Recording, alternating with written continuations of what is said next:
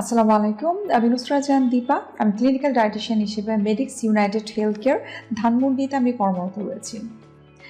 আজ আমি কথা বলবো আসলে রাতের খাবার কখন খাওয়া উচিত। আমি প্রথমে একটু স্টাডিজ নিয়ে কথা বলতে চাই যে আমাদের ওয়ার্ল্ড ওয়াইড আসলে কি গাইডলাইন রয়েছে রাতের খাবারের সময়টুকু নিয়ে। সেখানে কিন্তু বলা হয়েছে যে রাতের খাবার অবশ্যই 6টা থেকে 7টার মধ্যে শেষ করা উচিত। কিন্তু আসলে বাইরের দেশের সঙ্গে আমাদের দেশের কালচারের কিছুটা আসলে গ্যাপ রয়েছে এবং গ্যাপ থাকার কারণে কিন্তু দেখা যাচ্ছে যে আমাদের দেশে কিন্তু এই সময়টুকুর মধ্যে রাতের খাবার কমপ্লিট করাটা খুব একটা সম্ভব হয় না। কিন্তু আমাদেরকে কিন্তু অবশ্যই চেষ্টা করতে হবে যে অ্যাজ সুন অ্যাজ পসিবল আমরা রাতের খাবারটুকু খাওয়া শেষ করব। যেমন যারা ওজন কমাতে চায় তাদের জন্য কিন্তু প্রথম একটা শর্তই কিন্তু আমরা দিয়ে দিই যে আপনি সকালবেলার খাবার, দুপুরের খাবার চেষ্টা করবেন প্রপারলি খাওয়ার জন্য, কিন্তু রাতের খাবারটুকু আমরা যে সময়ের মধ্যে ফিক্স করে দিয়েছি তার মধ্যে কিন্তু শেষ করতে হবে। অর্থাৎ আমরা যারা বাংলাদেশে রয়েছে, বাংলাদেশের প্রেক্ষাপটে আমরা ফিক্স টাইম ধরে নিয়েছি যে 8টা থেকে 8:30টার মধ্যে আপনার রাতের খাবারটুকু আপনি শেষ করে ফেলবেন।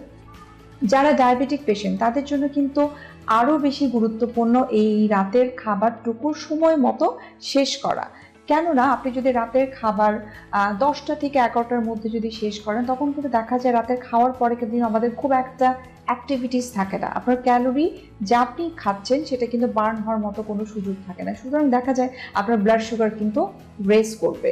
এছাড়াও আরও কিছু স্টাডিজের কথা বলবো, যেমন 2021 সালে ফেব্রুয়ারি মাসে আমেরিকান কলেজ অফ পেডিয়াট্রিশিয়ান থেকে সেখানে একটা রিপোর্টে কিন্তু বলা হয়েছে যে যেসব বাচ্চারা খুব দেরি করে রাতের খাবার খায় তাদের কিন্তু ওবেসিটিতে বা ওভারওয়েটে ভোগার সম্ভাবনা সব থেকে বেশি দেখা গেছে। সুতরাং সুস্থ থাকার জন্য আমাদের রাতের খাবার খাওয়া কিন্তু অনেক বেশি গুরুত্বপূর্ণ।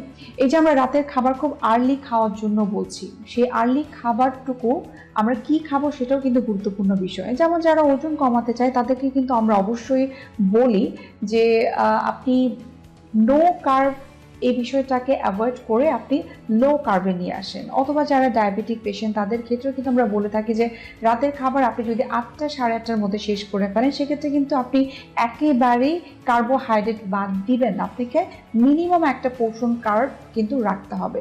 যারা কিডনি পেশেন্ট, যারা কার্ডিয়াক পেশেন্ট সবার ক্ষেত্রে কিন্তু আমরা বলে থাকি যে রাতের খাবারটুকু হতে হবে সুষম খাবার। সেখানে কার্বোহাইড্রেট জাতীয় খাবার থাকতে হবে, সেখানে প্রোটিন থাকতে হবে, সেখানে শাকসবজির পরিমাণ থাকতে হবে। সেই সাথে সব থেকে গুরুত্বপূর্ণ হচ্ছে লেবুটাকে অ্যাড করা, যেটা আমরা অনেকেই আমি মনে করি যে লেবু যদি আমরা খাই আমার অ্যাসিডিটি হতে পারে, কিন্তু আমরা অনেকেই কিন্তু জানি না যে লেবু ছাড়া কিন্তু আমরা যত ধরনের আয়রন সমৃদ্ধ খাবার খাই না কেন বা এই যে প্রোটিন আমরা নিচ্ছি, আমাদের কিন্তু প্রোটিনের অ্যাবজর্পশন, সব থেকে বড় কথা হচ্ছে যে আয়রনের অ্যাবজর্পশন কিন্তু ভিটামিন সি ছাড়া, অর্থাৎ লেবু থেকে যে আমরা ভিটামিন সি পাচ্ছি সেটা ছাড়া কিন্তু একেবারেই অ্যাবজর্ব হয় না আয়রনটা।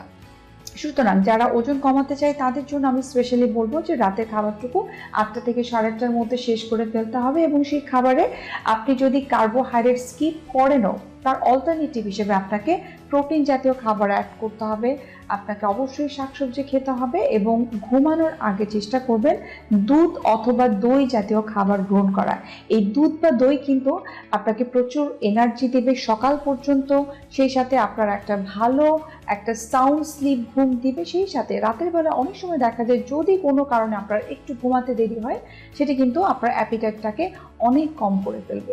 সুতরাং একজন মানুষকে সুস্থ থাকতে হলে স্পেশালি যারা ওজন নিয়ন্ত্রণে রাখতে চান, অর্থাৎ যারা ওভারওয়েটে ভুগছেন অথবা যারা ডায়াবেটিক পেশেন্ট, কার্ডিয়াক পেশেন্ট, যাদের কিডনি জনিত সমস্যা রয়েছে অথবা যে কোনো ধরনের কোমরবিডিটিস ডিজিজ যারা ক্যারি করছেন, তাদের প্রত্যেকেরই কিন্তু উচিত যত দ্রুত সম্ভব রাতের খাবারটুকু শেষ করা এবং সেই সাথে কিন্তু দরকার একটা পর্যাপ্ত ঘুম। এই কয়েকটা বিষয় যদি আমরা মেনটেন করতে পারি তাহলে কিন্তু আমাদের পক্ষে সুস্থ থাকা সম্ভব।